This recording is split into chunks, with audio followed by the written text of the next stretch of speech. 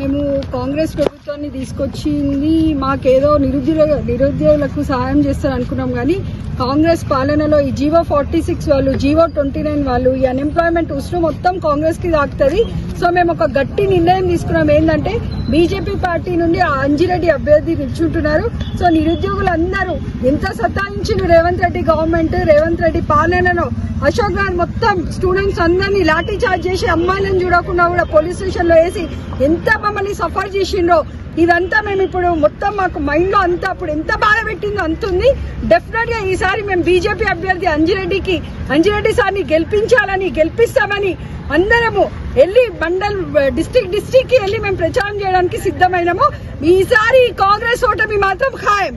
సద్దులు పట్టుకొని ఈ విద్యార్థులు ప్రతి ఒక్క ఇంటికి పోయి బతలాడి ఓట్లేపిస్తే అధికారంలోకి వచ్చినటువంటి కాంగ్రెస్ పార్టీ కాంగ్రెస్ మేనిఫెస్టోలో యువ వికాస్ పేరుతో అధికారంకి రాగానే 2 లక్షల ఉద్యోగాలు కేవలం సంవత్సరంలోనే పూర్తి చేస్తారని చెప్పి మాట ఇచ్చి కూడా ఇంతవరకు నిలబెట్టుకోలేదు.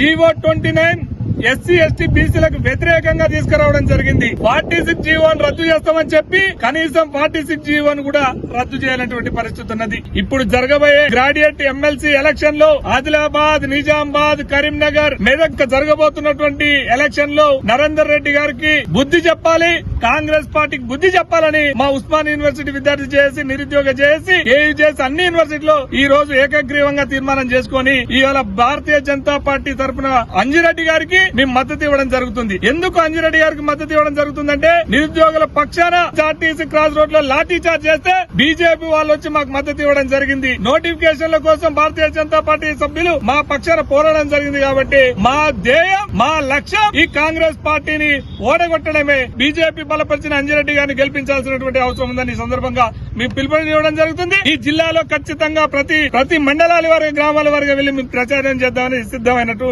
మీకు తెలియజేయడం జరుగుతుంది. కాంగ్రెస్ అధికారంలోకి రావడానికి కృషి చేసింది మా నిరుద్యోగులే, 90% మా నిరుద్యోగులే. ఎలాగైతే నీ ప్రభుత్వం తీసుకొచ్చినావా, నీ ప్రభుత్వం 5 ఏళ్లు కూడా ఉండదు. మధ్యలోనే నీ పార్టీలో ఉన్న వాళ్ళని ప్రతిపక్షంలోకి తీసుకొచ్చి నీ పార్టీని మధ్యలోనే గద్దె దిగిపోతావు. ఎమ్మెల్సీ ఎన్నికలు జరుగుతాయి, పక్కా కాంగ్రెస్ అభ్యర్థిని ఓడగొట్టాలి.